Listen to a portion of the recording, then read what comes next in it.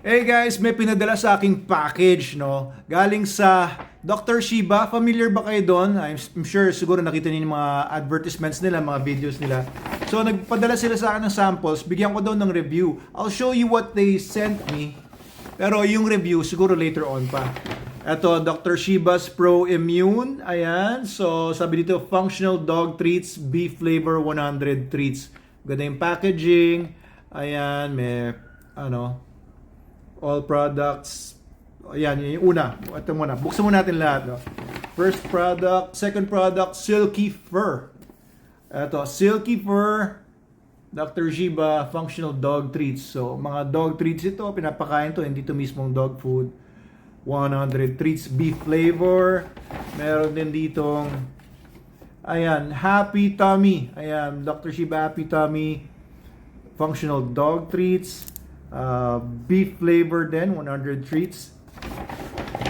And then, meron ditong Jolly Joints. Ayan, Dr. Shiba, the Jolly Joints, functional dog treats, beef flavor, 100 treats. And last but not the least, ay Dr. Shiba's all and organic breezy breath. Ayan, water additive for fresh, clean teeth and healthy gums. Ayan. So, I will be giving you review of all this. Kung familiar na kayo dito, please comment below kung ano masasabi nyo tungkol dito. Pero, at first glance, no, ganda ng packaging nila. Thank you, Dr. Shiba. Thank you, Stefano. Stefano De Lulo. De Lulo, yun yung Italian na tumawag sa akin at nakipag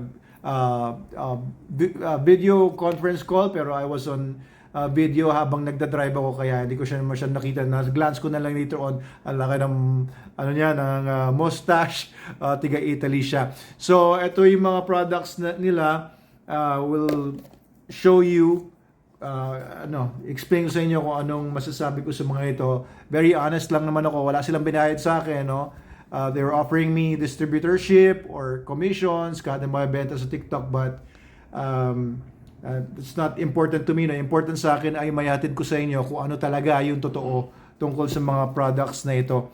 And I won't be promoting anything na, alam niyo, I don't believe in. If I give you a positive promotion or a positive review dito sa mga products na to, that will only be the exact truth. No?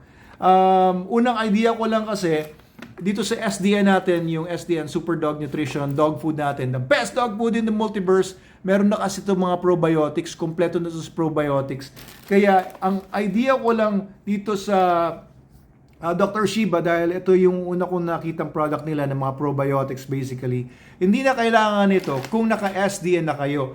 Kahit yung SDN 28 natin or SDN 42B or SDN 21, kompleto na po sa probiotics yon and prebiotics, pagkain ng mga probiotics. Kaya you don't need this. Yun yung unang idea ko, no? Pero I will look further into this. I will look deeper into it, do some research, and tell you what I really think about them. Ito mukhang maganda rin to, Pro Immune. I haven't really checked yung mga ingredients niya and what will be the effect be.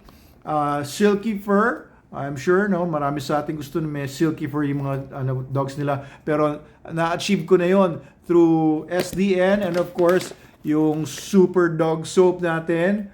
And meron tayong Super Dog Shampoo. This is good for para gumanda talaga yung coat nila.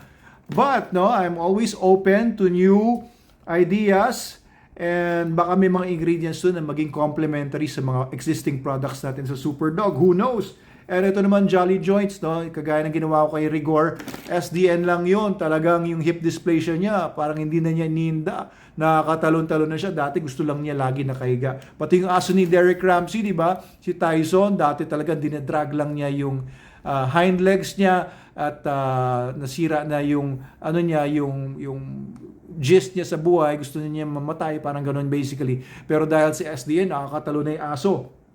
Nakakalakad na sa buong subdivision nila doon sa lugar nila.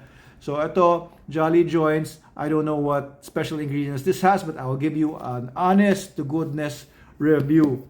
Okay, ito, interested ako, wala pa tayong ganito, parang fresh breath, ayan, medyo Yung mga dogs natin hindi naman mabawang hininga dahil maganda naman yung formula natin na SDN. Pero tingnan natin kung anong laman ito.